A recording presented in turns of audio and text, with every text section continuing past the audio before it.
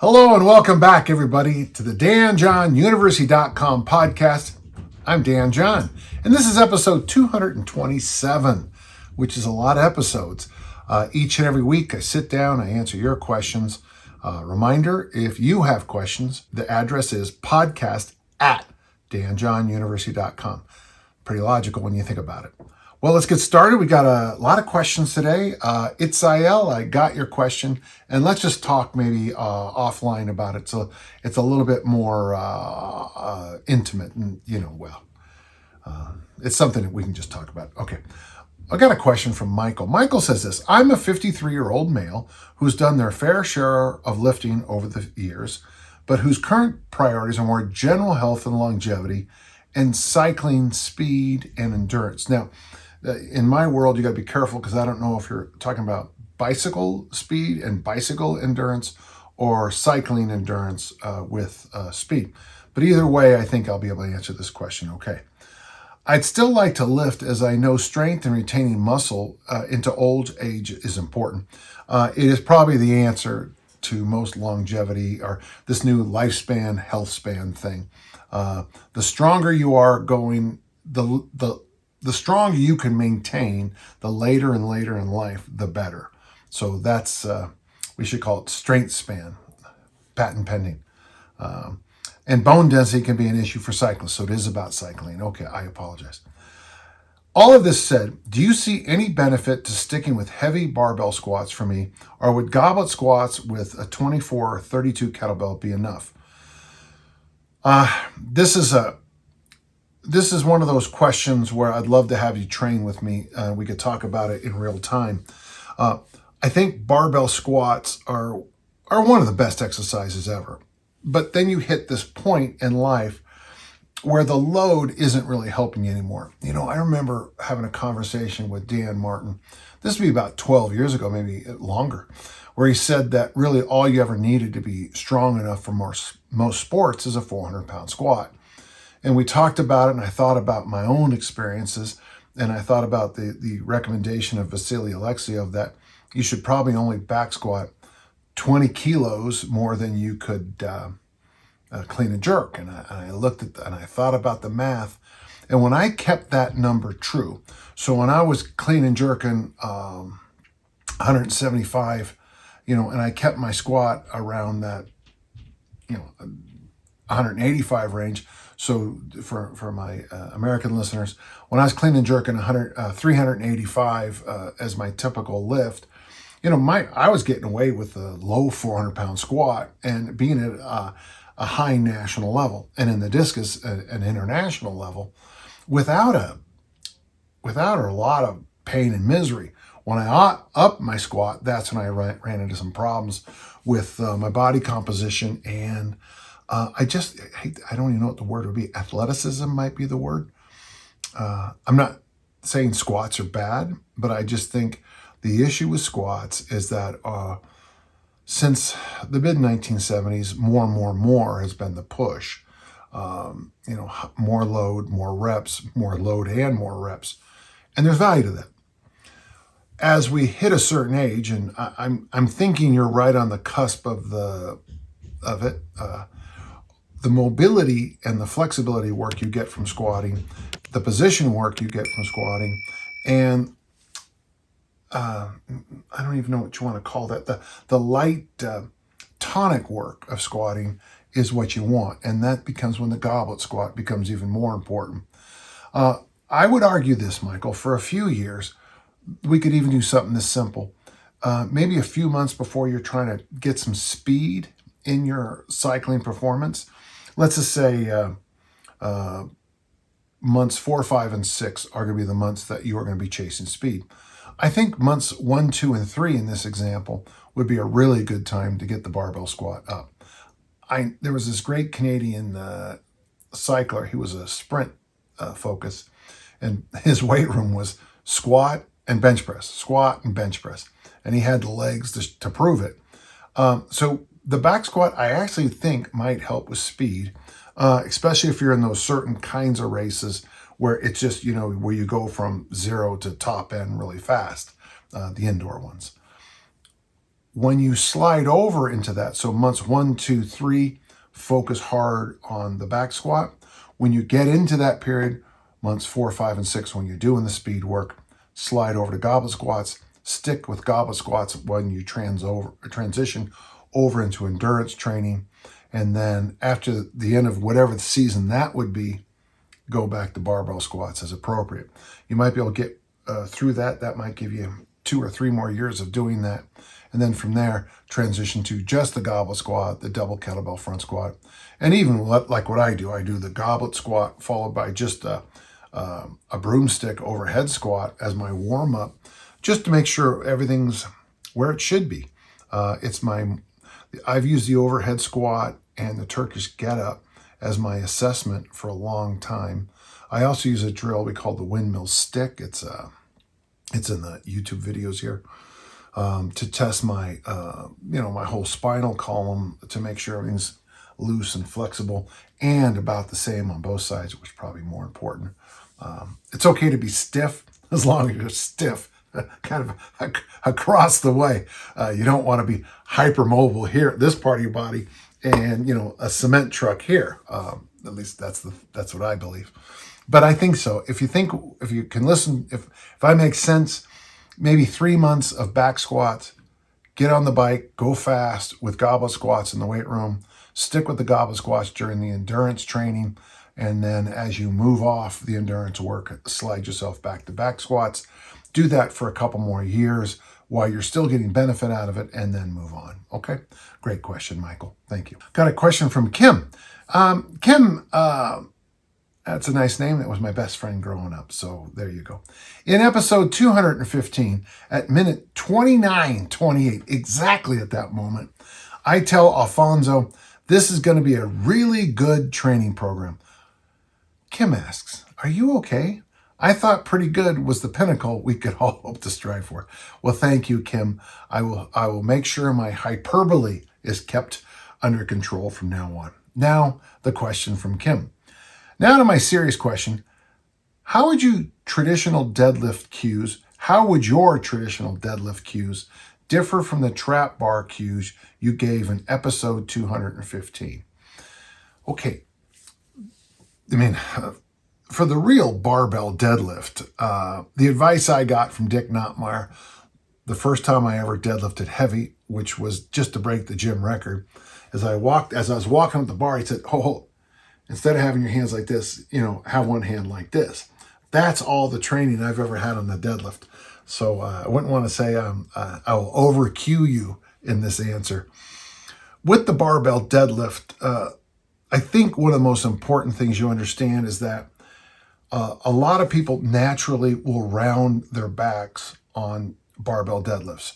I used to think it was a horrible thing until I had a very good deadlifter tell me that it's actually an advantage in that one lift. So the first thing with the barbell deadlift, I'll get to the trap part in just a second, is realize that we're talking about the barbell deadlift. We're not talking about the preparation for a snatch or a clean, but we're talking about a maximal pick the weight up and stand tall with it movement. If you even go back in time and look at Bob Peoples, he was one of the great early pioneers of the deadlift. You'll notice his shoulders are fairly round as he's pulling them off. When you look at someone who's born to deadlift, I'm thinking Vince Anello, Lamar Gant from history. And then you look at the sumo style of Ed Cohen. One of the things you start to pick up on is there's a lot of ways to deadlift, barbell deadlift heavily. Barbell deadlift is going to have some variations depending on your height. Now, the advantage, if you want, and it's in Harry Pascal's book, The Secrets of Strength, I think, he's got this little picture of the perfect types, and he's got this guy with really long traps and extremely long arms and little short trunk and little short legs as being the ideal deadlifter. And there's some truth to that. If you can get your hands on the barbell and you're almost standing up already, you're gonna have a chance to be a better deadlifter. And if you have that freakish grip strength, a lot of people seem to be born with, that seems to help. So when it comes to the deadlift, there's going to be some specific personal variations you're going to have. Now, A lot of people might not agree with me on that, but I've talked to too many powerlifters and seen too many videos and read too many books with just enough subtle differences that I think when you look at the deadlift, there are going to be some aspects of it that are going to be unique to you. Your startup position, when I deadlifted my max, and it was at 3 o'clock in the morning on a Sunday morning. The powerlifting meet started at 9 a.m. on Saturday. I didn't deadlift until 3 in the morning. And I was wearing Olympic lifting boots because I didn't know any better. So, I was way forward with the barbell, and I tried to lift it like a clean grip deadlift, and I pulled a 628, which is a pretty good deadlift considering the circumstances. But I guarantee my technique was not, the kind of technique you'd want if you were going to take a powerlifting competition seriously. Talking to a lot of my friends who were powerlifters back in the day, one of the things that they talked about more wasn't so much where your hands were as where your feet were. There are people who are built, and this I think would be fortunate, to do the sumo deadlift. If you're built with an ability to do the sumo style, I think it's actually, when I look at it, it looks to me like a lot simpler move than my narrow foot, narrow hand stance deadlifts were when I did it. So first, with the barbell deadlift, just realize there's going to be some personal changes you're going to have to think about. I think it's probably better to deadlift in, barefoot probably would be a good idea, but maybe like a ballet shoe or a Converse All-Star, a kettlebell shoe, something that's got no lift at all in the heel, something that you really have ground contact. Your foot can feel the surface. I think that's really important. With your grip, one thing about deadlifting, I think it's one of the biggest hits on the nervous system there is. So, deadlifting more on, like for me, it seems like I deadlift every couple decades. I can recover from that. But if you're deadlifting a lot, your grip training has to really reflect that. One of the reasons I think kettlebells and pull-ups help deadlifting, kettlebell swings and pull-ups, is because it not just helps your grip strength, the pull-ups and the swing, but it also helps the condition of your skin. One of the issues with big deadlifts is that that knurled barbell starts to, pull your skin off. And it can be kind of disgusting, to be honest with you. So there's going to be some individual things. I strongly recommend flat shoes or barefoot. I strongly recommend you take your time figuring out what's a comfortable stance for you, where your feet should be. I experimented with heels together deadlifts, and I found them actually pretty good. I was surprised how well I did on that. But of course, I'm kind of a natural hinger, and for me, it was a comfortable stance. So my heels are together versus the guys who are sumo, and their feet are yards across, much wider stance. You might have to experiment with your grip a little bit, though generally I would say that natural grip that flows basically straight down from the shoulder joints is where you want to be. And then you're going to have to think about the condition of your grip for holding power and the condition of your grip as for the skin qualities, so you don't rip skin when you do it. When we contrast that with the trap bar deadlift, I see the trap bar deadlift much more like, at least in the position of a traditional Olympic lift, your shoulders should be back, your chest should be proud. I like a little bit of a head up feeling. I like the weight in the heels, and you push, and it becomes more like a leg press where you're pushing the floor away, not necessarily lifting the bar up. When you're doing a trap bar deadlift, just try one set. Now, if you don't like it, stop, but try this idea where you're driving your heels into the ground as hard as you can. And the mental image of thinking leg press, and as you clear, you're just going to crane that back up. That's how I teach it. The trap bar deadlift isn't nearly as vicious on the hands because of the position. I find this neutral grip for pull-ups and the trap bar, hex bar deadlift to be very good. It's a very natural position for me to lift. So when I do pull-ups in the gym sometimes, we got the big thing here, but we've got the two posts that hold it. I do a lot of my pull-ups there. The problem is my face is now going right into a bar, but I find it much more comfortable, and I find the trap bar deadlift grip much more comfortable. One issue with the trap bar is now they're coming with higher and higher and higher handles, so it's becoming more and more of a pure hinge now. Did I say that was a problem? Because it's really not a problem, but it gets you farther and farther away from what a deadlift is, and more you start to do almost a rack deadlift, some of the kettlebell swing movements I teach in the progression. I call one the Bulgarian coat bag swing. It becomes more like that for the hinge position, where you're really not doing that transition. So where I'm taking the weight off the floor, and then there's that moment where I have to clear the knees, and then some things happen, which of course has been the issue with almost every lifter who's over a certain height for a long, long time. So those would be my pieces of advice. I'm a fan. Right now, my favorite two deadlifts, if you made me say you got to choose two, would be the snatch grip deadlift, and I learned that in the 1970s at the Pacifica Barbell Club. I always thought there was a great value in that. I always thought the snatch grip deadlift with my hands, basically collar to collar, I always felt that was a really good discus throwing exercise, because I was in a position that felt like the strength I needed at the throw. At the top, with my hands wide, it felt to me like that strong position I need to finish the implement in that position we call 3C in the way I teach the discus. The other one is the deficit deadlift. Now, I was never a big fan of deficit deadlift, and then I watched some things. Brett Contreras explained the deficit deadlift a little bit better, and once I realized that the deficit deadlift is a swing, a hinge, it really helped me.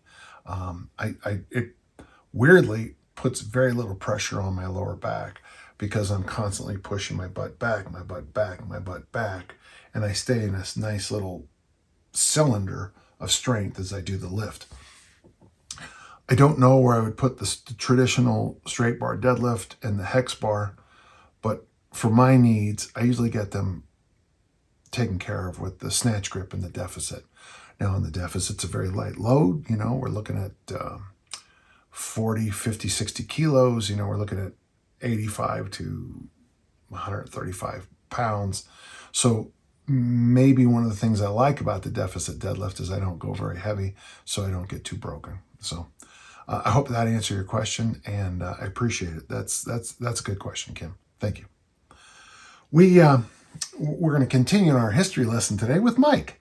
Mike says this: I recently came across an old T Nation article that you wrote that if you cared about being strong, you should be picking up heavy stuff off the ground. Just had a deadlift question. Lift heavy stuff overhead, the vertical presses, the military are my favorite, and picking up heavy stuff, and he says for distance, but I said time or distance. So yeah, I do believe that if you did the deadlift, the military press, and the farmer walk, and you took them really seriously, you'd be scary strong. And I know that because it's true. After a long time training kettlebells at home, I joined a local gym, and I would love to run a winter program where I just focus on the deadlift, press, and heavy farmer's walk, and see how strong I can get after 12 weeks.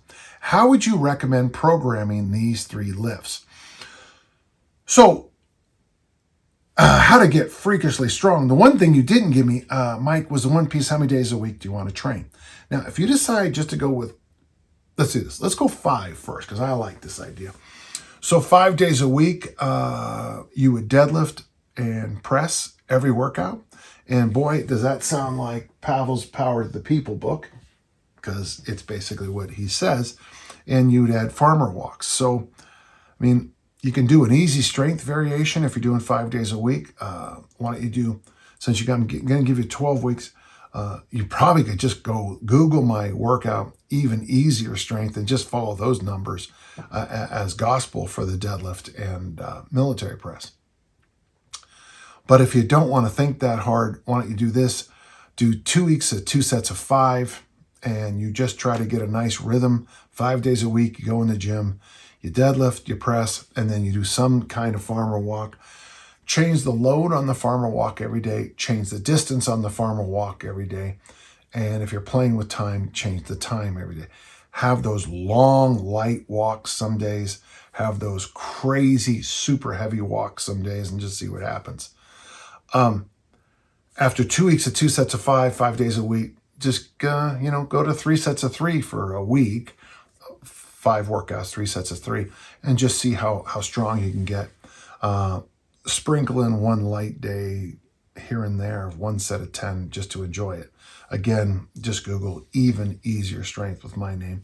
It's also at danjohnuniversity.com, and it's also in the books. I'm for sure it's in the Easy Strength Omni book, and I think it's an Easy Strength for Fat Loss, but right at the top of my head, I don't know.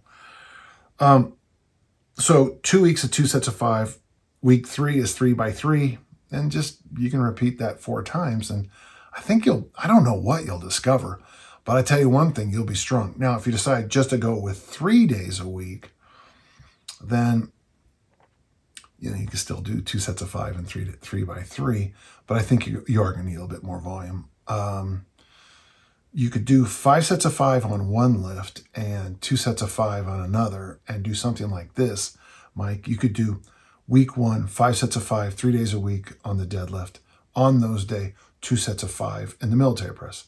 Week 2, flip it, 5 sets of 5 in the military press, 2 sets of 5 in the deadlift. You know what? I still like the idea on week 3, 3 sets of 3.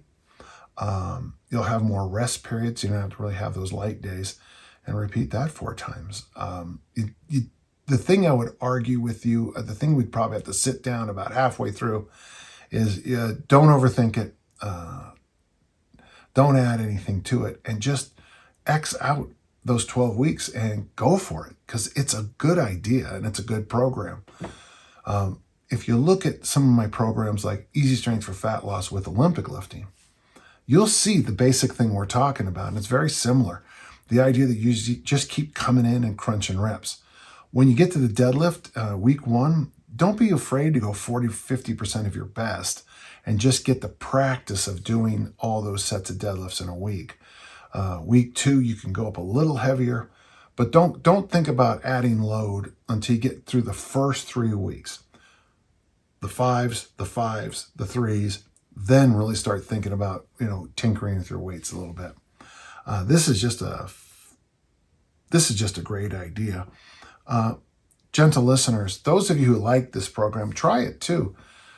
In the winter months, going to the gym and doing a deadlift variation, doing a press variation, doing a loaded carry variation. Sure, do some goblet squats and hangs in the warm-up, or goblet squats and hangs at the end, just to, make sure you get a little bit of, poor man's mobility working. But you've really covered the basics there, and you're going to come away stronger because you're focusing on the exercises that make you strong. Mike, I appreciate that question. I still believe in that kind of thing, and I hope I always will. Thank you. Marcus asks a question. Can you take a deep dive into Snapacity? I'll get there. I was curious regarding the development of Snapacity with high school athletes. Now, then he says something we're not going to get into. Specifically, which exercises, sets, reps work best from your experience? On another note, from your experience, what kinds of sets and reps work best for student athletes that you have found?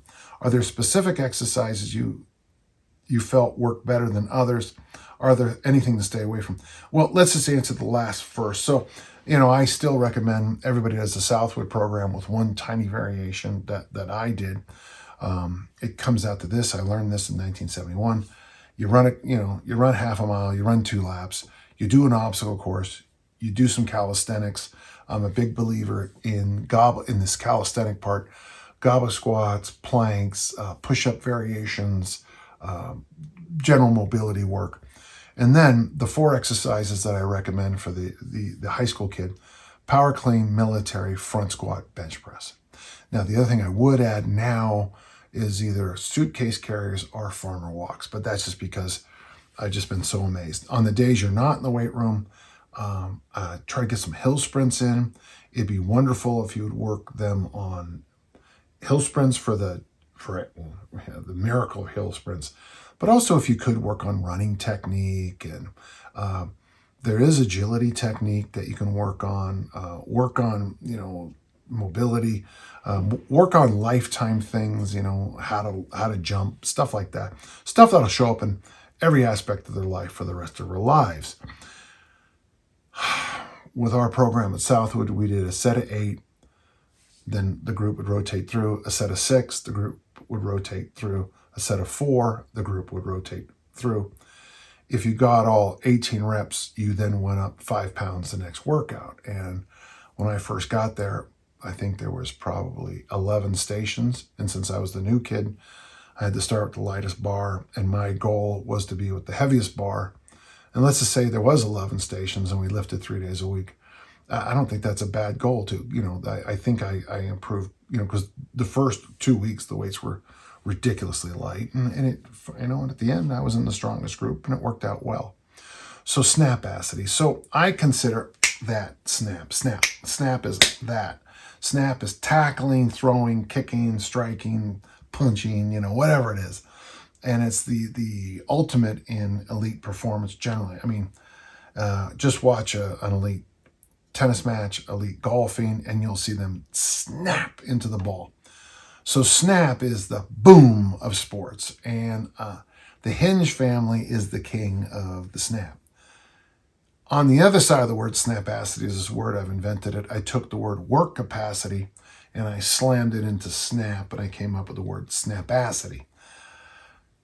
Work capacity, and I've got a lot of, it's one of those, work capacity is one of those things, it's like the way the Supreme Court define pornography.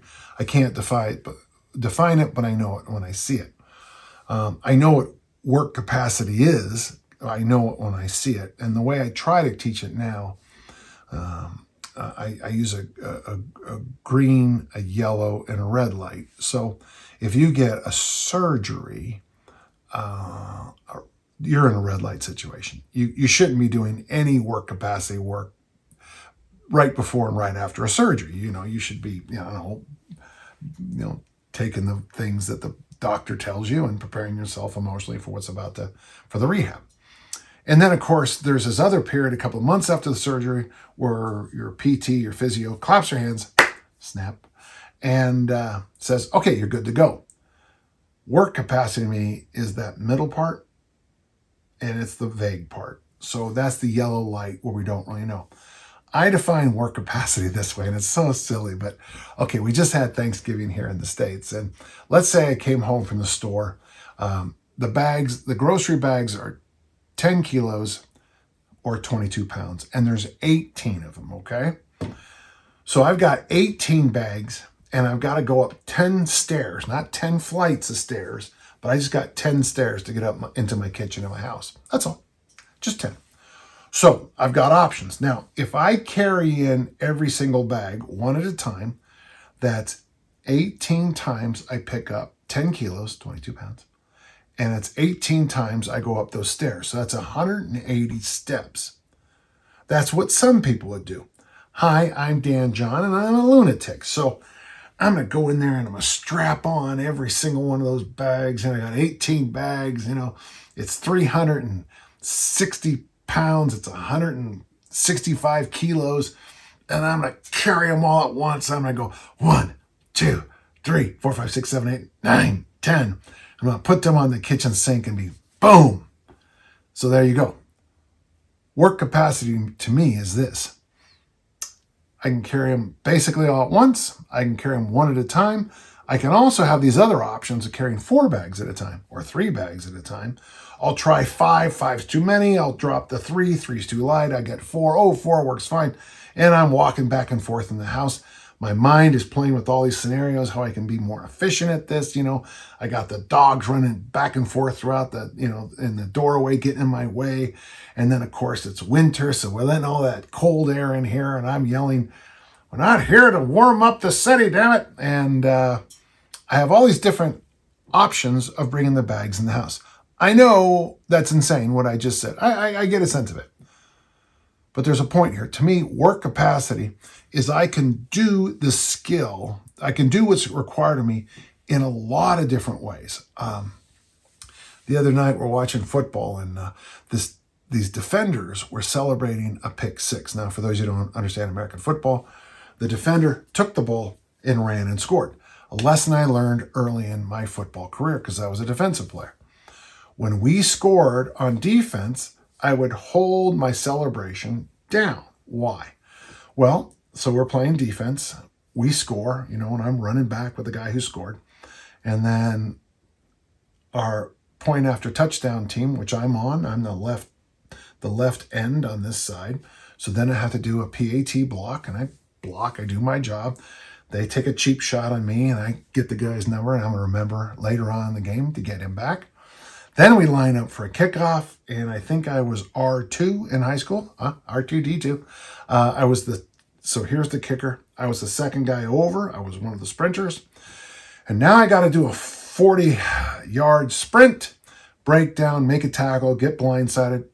Then I jump up, and then I'm back on defense. And if I celebrated too much, I'm out of breath. So for me to play defense, I needed certain skills, certain capacities. But then to do the kickoff, I needed to become a sprinter who turned into a bulldozer. And then I needed. So for me, work capacity is a matrix of things, okay? Sometimes work capacity is hard to explain. I often joke in the discus, if you throw the discus 75 meters, you are now the world record holder and you're done. It'll probably never get broken. If it takes you a year to recover from that one throw, you're still the world record holder. When I pick up my right foot in the discus, it takes me 1.6 seconds to deliver. Well, that's not, how many times did my heart beat during that time? I don't know, not very much. At a meet, once, twice. Twice is on the outset. How much work capacity I need at a meet isn't very high. But in training, I need a lot because I'm going from the Olympic lifts, the power lifts, discus throwing, drills, some overweight implement stuff, some Highland Games stuff, some this, some that, some this, some that. So work capacity might vary as even the season goes on. So why am I wasting all this time with you? So if you want your teams to be able to hit people hard, you got to work on the hinge family. Now, maybe it's power cleans like you saw in the workout I explained earlier. Maybe it's deadlifts. For some athletes, deadlifts really do help with the hinge. It could be the Olympic snatch, the Olympic clean. It could be kettlebell swings. One of my athletes was the last person cut from the Green Bay Packers. And he took me aside one day and he said, kettlebell swings are exactly like the American football tackle. And I thought, thank God you figured that out because you're exactly right. So when it comes to the snap stuff, you've got to have the hinge work in your training. When it comes to work capacity, that's where the loaded carries come in. That's where the crawls come in, bear crawls and all that family of stuff. That's where tumbling comes in. That's where wind sprints come in, whether you like them or not. That's where running hills comes in. It's all those other things that give you that weird matrix to be able to do the sport as the demands of the sport are called upon. Now, as a thrower, I need work capacity in the early season. I need work capacity in that preseason. But as the season moves on, I need less and less work capacity and more snap. As an American football player, it kind of depends on your position. So it's going to depend. The traditional numbers are all you ever need to work with. I always fall back on bodybuilding movements. I use DeLorme's number, 15 to 30 total reps, 5 sets of 5, 3 sets of 8. I've done this a million times, 5 sets of 3. That's probably the numbers you need. With snap, you can get higher with the kettlebell swing for sure, and maybe a few other exercises. But overall, I would err on the side of the exercises first, learning how to do them.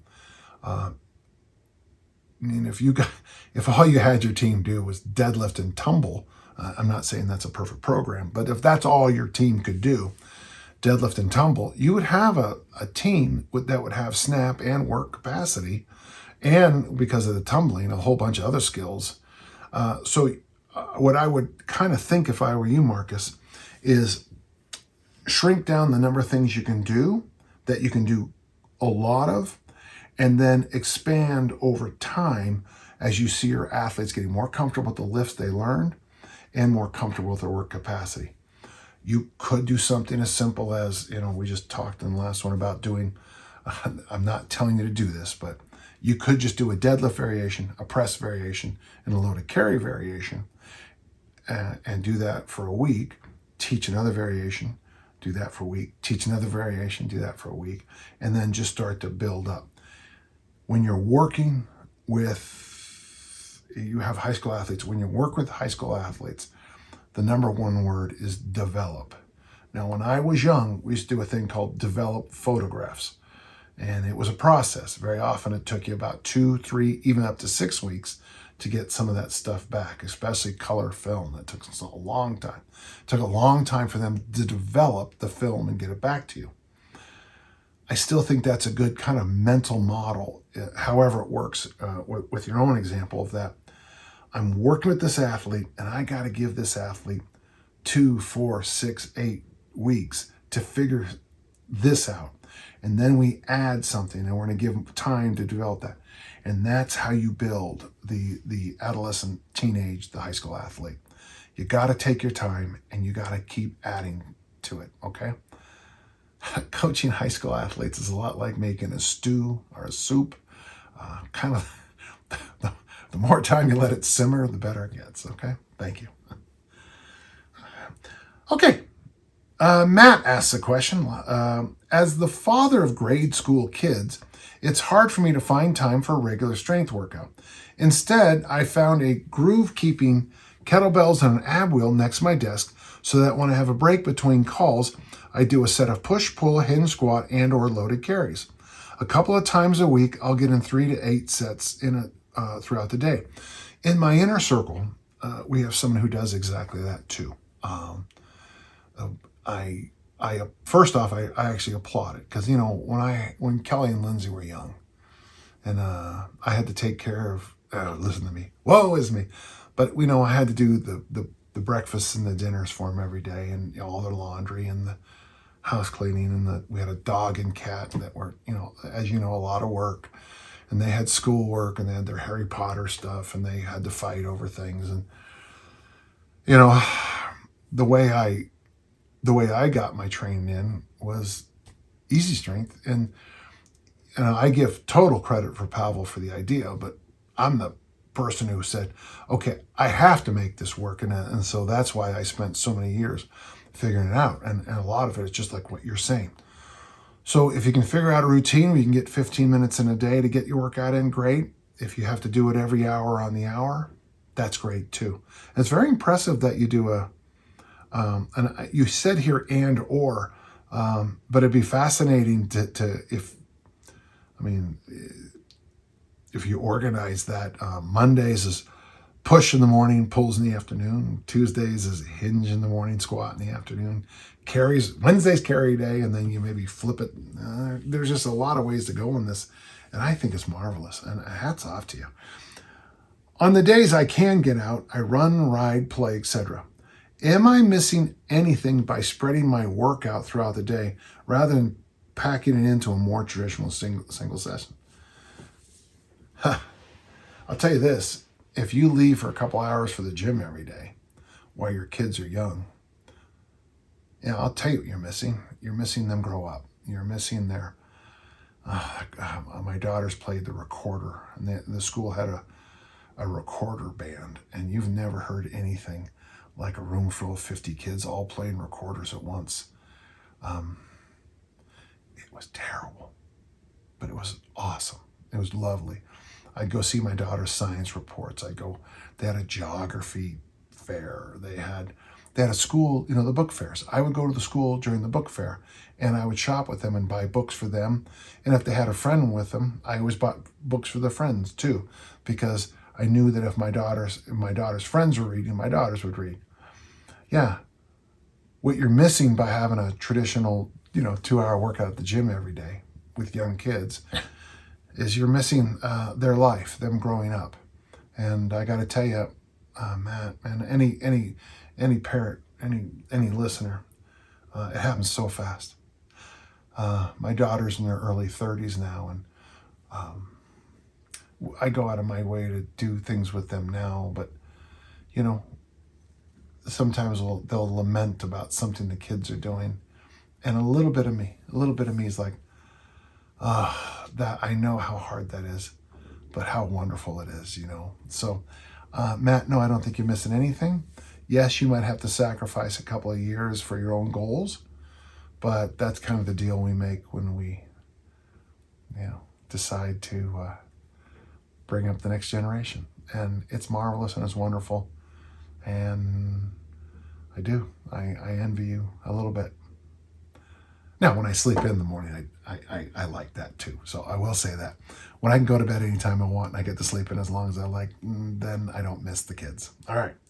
Don't let them know that. Steinar asks a question.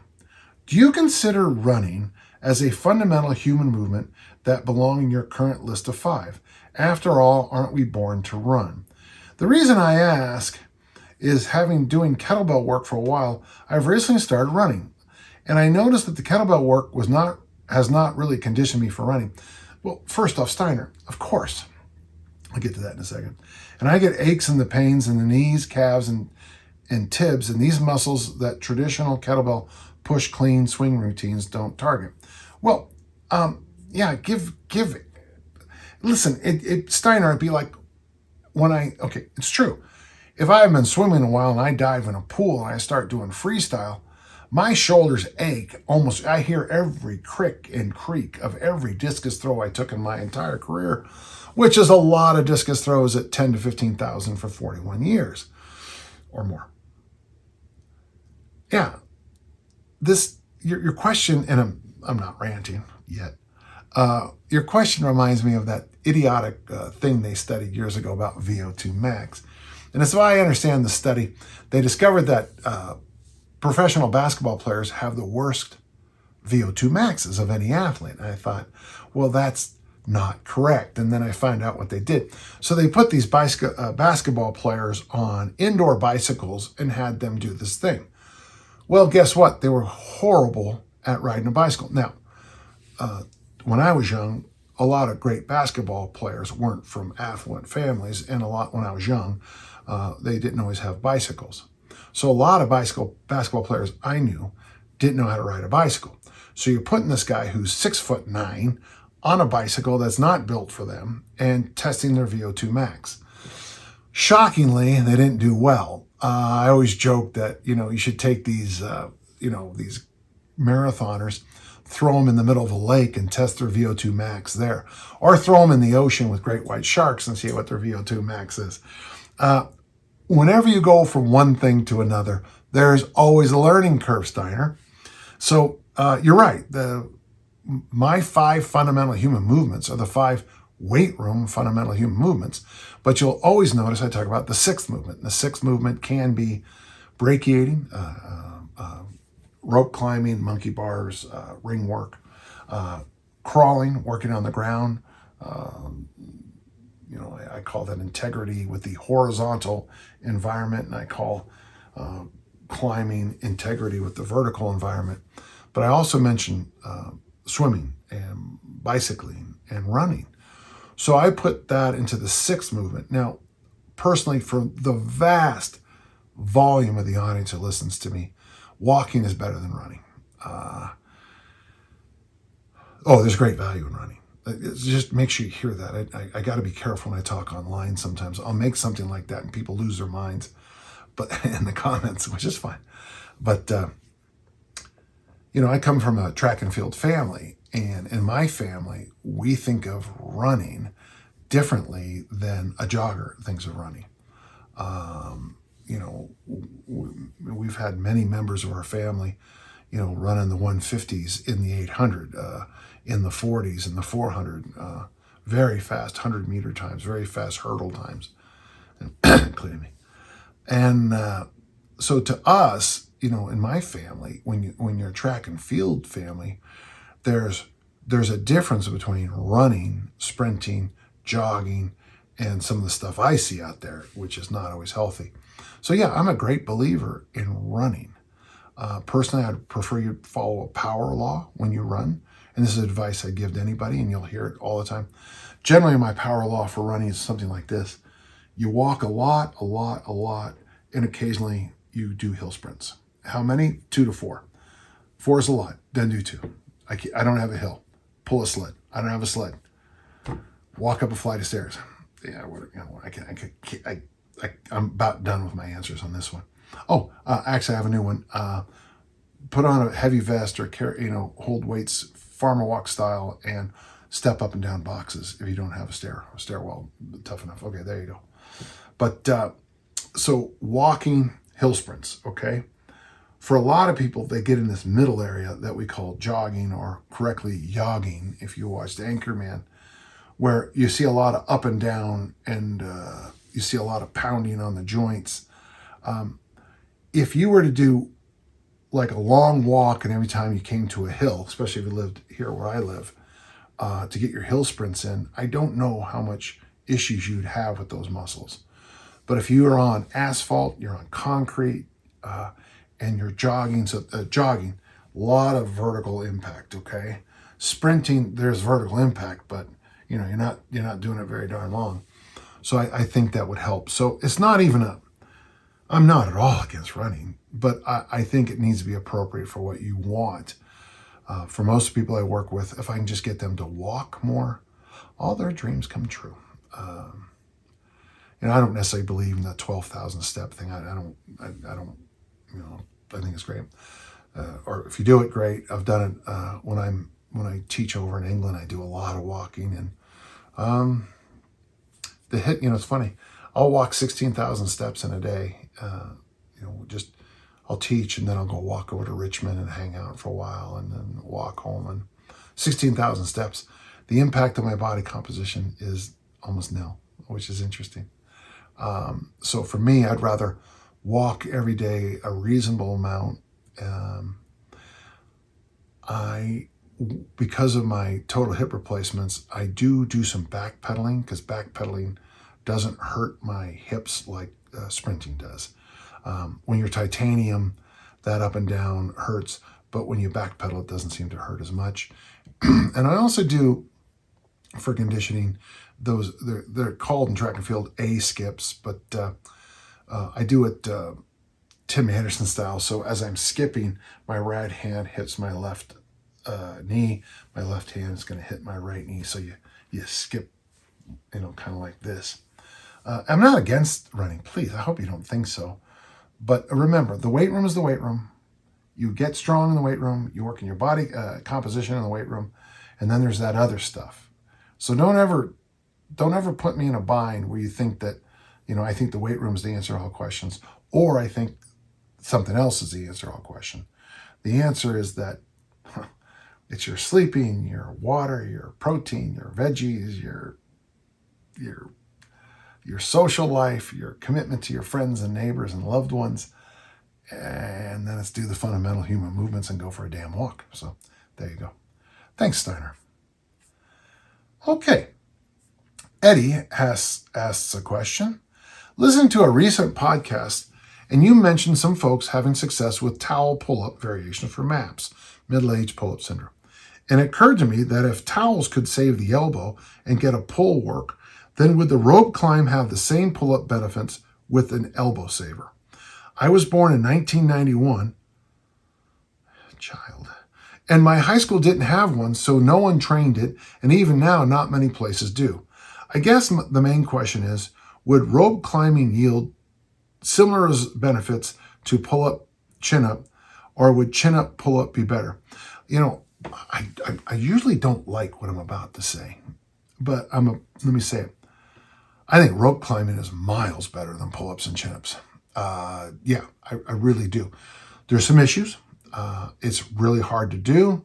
There is a technical thing. There is an issue when you get to the top. Sadly, the branch that held my rope in my backyard got knocked out. The branch got ripped out by a storm, which makes it hard to use that branch. And it's really hard to get a rope high enough, to be honest with you. You need to throw up a thing and catch it, and don't worry about it. But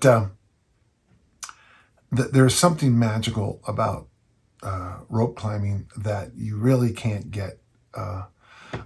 There's this one thing is you're also swimming, which seems a lot safer on a lot of things.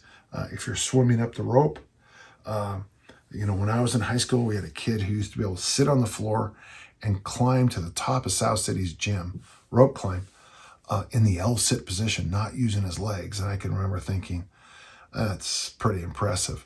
I'm not I know I talk a lot about chin-ups and pull-ups on the podcast, but it's because the people ask me about it. But you've asked an interesting question here, Eddie, because I'm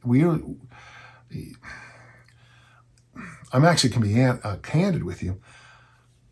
Pull-ups and chin-ups, I mean, I can't tell you how many questions I get about easy strength about this. I don't have a pull-up rack. I don't have a pull-up bar. I don't have a chin-up rack. I don't have a chin-up bar. What should I do? And I've been going through a lot of older books. Bill Hinburn has that wonderful site, and I buy I buy the Bosco books from there, and I buy all these Bosco, muscle molding. By the way, this is such a great book. God, it's such a good book. And I'm just amazed sometimes when I go through these books. You don't see pull-ups and chin-ups in the traditional training programs as much as you would think. Now, it's true, Arnold and Franco and that group were using them a lot. But, even when I go back and I read some of the programs of bodybuilders, even in the mid-'60s, you just didn't see a lot of it. They would row, they would do pullovers for their lats, they would deadlift a lot, they would Olympic lift for their lats. They did a lot of things, but not the pull-up. And what happens is, in my new book, I call it The Cult of the Pull-Up, is that people take this exercise and they just sprint with it. They take this very good exercise and it's just like more. Whereas, and a lot of people break down because of it. One of the things I like about chin-ups, you'll know when a chin-up, pardon me. One of the things I like about rope climbing is you'll know when the set is finished, because you'll get to a certain part and you will be like, I am so tired. I cannot believe it. I would have a hard time imagining a good rope climber not having pretty good armacondas or pythons or whatever we're calling them this week. It is a great exercise for the upper body. And if something bad does happen in life, you'll probably save your life rope climbing more often than you would pulling yourself up. And that's just, I'm not going to study it, but there you go. Fun question, and it really does remind me how important that chapter is going to be in the new book. Thank you. I've got a question from Kyle. I live in the soon-to-be frozen tundra of northern Michigan. I visited you many times up there. In the dead of winter, on those rainy, frigid fall nights, I may find myself less inclined to take my post-lifting stroll. At the risk of you telling me to put on a scarf and suck it up, which is what I was going to tell you to do, is there something I can do from the comfort of my home as a substitute for the walk? Maybe some extra swings, perhaps a kettlebell complex. Can you substitute walking? Sure. The upside of walking, it's free, it doesn't take any training, and it keeps you in the heart rate zone you want to be. And there's the big problem. If you're gonna do something, kettlebell swings or a complex or something like that, you got to make sure that the heart rate stays low. So let me give you a piece of advice that might be a good idea. Try doing the first time, try doing like what Pat Flynn would recommend in his book, Paleo for somebody or whatever. Why don't you do something like unweighted Turkish get-ups? Do a Turkish get-up left, come down. Do a Turkish get-up right, come down. Left, right, left, right, left, right. And go for like 10 minutes and see what you think. And then maybe find one or two little... Now, what I don't want you to do in this is let your heart rate get too high. You don't mention your age, but let's just think you're 40, okay, Kyle? I don't want your heart rate getting over 120 on this for sure, and maybe even lower. So when you're doing this, maybe the first time or two, you might have the heart rate monitor on. But if you're doing these Turkish get-ups, it won't be... That's me going fast on the Turkish get-up. You're welcome. It might be bum, bum, bum, bum, bum, bum, bum, bum, bum, bum, bum, bum, bum, bum. Bum, bum, bum, bum, bum, bum, bum, bum, a lot slower than you think. From there, it'd be fun to find another movement or two that's fairly simple, fairly light, repeatable, not a lot of thinking. You should be able to talk while you do the exercises. Nothing's coming to my head right now. I'd love to say continuous, clean, and press, because I just can't help myself. So, you clean and press, but you got to keep the heart rate down. And that's the hard part. I mean, it'd be interesting. You could probably go, like I shop over at Ross Dress for Less, and I buy their dumbbells. We use those for heavy hands. I buy the balls they have there. I let my javelin throwers use those. I get ab wheels from there. But if you just got you might want to try this one time, like a 2 or 3 pound dumbbell, and just clean and press, switch hands, clean and press, switch hands, and just get a sense of where your heart rate goes. Now, it might be way too light for you, but honestly, I've done this because there was that guy that did it for an hour with, a fairly light load. And I just wanted to see how hard it was. I got to tell you, I just got bored to death. So that's not a bad approach. Now, there's 2 other exercises that I talk about somewhere. They might be in Easy Strength for Fat Loss, but there are 2 exercises from the late, great John McKeon. And one is that you get a dip rack and you lower it down. And by the way, it's probably even easier to do 2 chair backs with this. You put your hands on the chair back or whatever you have, and you do a good morning dip, and then you hinge and press up. Good morning dip, hinge press up. And he recommended up to 1,000 of those. The other exercise from Leonard Schwartz, same basic concept, is you put a parallel bar about here, maybe even a little bit lower. You get a curl grip on it, and you squat down, and then you squat up and pull up, chin up at the same time. So you squat down, chin squat up, squat down, and that, again though, your heart rate might be way too high. Now, I know a lot of you want these ultra high heart rates, but remember, to be in the fat burning zone, the 3 things that burn the most fat in your day. Are you ready? Sleeping, sitting, and walking. Those are the 3 things that are the most efficient fat burners you have. And yeah, if you slept more, you'd probably burn more fat. Yeah, in fact, it'd probably be great for your hormones. And so I guess if all you did was sleep and walk, there's your ticket to fat loss. But it's that simple. The only thing is, though, what happens is once you start going up in the heart rate, you become more and more of a, let's just simplify it, you become more and more of a sugar burner versus a fat burner, okay? Kyle, those are just a few ideas. I'd be fascinated to find out what everybody else thinks too, okay? Jeff, I'm 63 years old, young man, with a better than average strength and lean mass. However, I have below average mobility. There is static stretching, dynamic stretching, PNF stretching, original strength, etc. If I'm going to commit to significantly improve in this area, what method would you advise? Well, I'm going to give you two answers and then tell you the truth. Answer number one is come up with what I have. It's like I have my 1 minute mobility thing I do every day. I sit at the bottom of the goblet squat for 30 seconds and I hang for 30 seconds from a bar.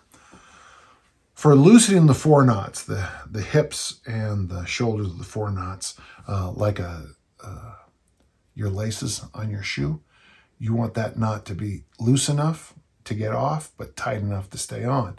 And that's how your shoulders should be. Loose enough that you can use them, tight enough so they don't pop out when you do something, or they're weak. So one thing I would think is, Jeff, try to become a little bit specific in what you think you need. Just saying I'm immobile, well, unless you're in concrete, you've got mobility. Try to find those areas that you have mobility issues. For me, it's the four knots, my hips and my shoulders. The fact that I was an athlete, my first trophy is from, 1967. My last trophy is from 2023. You do the math, that's a long career of getting knocked down and getting back up again. So for me, that is my 1 minute go-to mobility routine, and I love it. I think it's wonderful. From there, at my gym, we use Original Strength, Tim Anderson's Original Strength. One of the things I'd like to do is check in every day with the movement. And the one I'm doing now is I'm planked on the ground with my palms flat against the ground. I don't know why. That's what Tim does, so I do it that way. And I do the neck nod as my check-in. And then when I start doing my workout, I'll come revisit that maybe 3 times in a workout. And as the workout progresses, if I feel this loosening up because of my neck issues from American football, generally everything else starts to, glow and move too. If you're on danjohnuniversity.com, you can visit Tim's work in the download section in the place called Pressing Reset. And that is a marvelous, and thank you, Tim. Tim's wonderful. Tim is flat out wonderful. And he's one of the great names in the business, and I have nothing but respect for him. And I love him as a friend, and he is just one of the smartest men I know. We met at the CKFMS years ago, and then I'd forgotten, but I was the one who convinced them to write a book, which I forgot about it. It makes me kind of proud because he's doing such great work. The thing I like about Original Strength is there's nothing fancy about it. There's nothing crazy about it. There's a few of the movements. We call it the 6-point rock with a kickstand, where when I do that movement, I just kind of sit back and go, oh boy, does that feel good. And oh boy, does that feel good. So I hope that helped, Jeff. One of the things I want you to make sure you know is that you have a lot of knowledge here. And one of the things about knowledge in suppleness or mobility, knowledge is great, but the doing is more important. Up here I have John Jerome's groundbreaking work that very few people remember, but this is the book Staying Supple. I don't even know if it's in print anymore. And The Bountiful Pleasures of Stretching. When you read the book, one of the first things you begin to realize is that there's an exercise you'll probably see a million people do now and give it a different name. One of the things he emphasizes over and over is getting yourself out of the cult of stretching. It's just something you do. It's something that's good. You don't need to do it in public. If we're at the mall, you and I, we're going to go buy black V-necks, and I look over and you're at the food court, doing your little mobility routine. I don't know if I'm going to hang out with you much longer. Okay. All right. Great stuff, Jeff. And what's amazing is that's it. Our episode is over. Remember, you have questions? Send them. podcast@danjohnuniversity.com. Each and every week I sit down here and I answer your questions. I do my best. And it's a user-driven podcast. So when you guys stop asking questions, I'll stop answering them. But as always, until next time, let's all keep on lifting and learning. Thank you.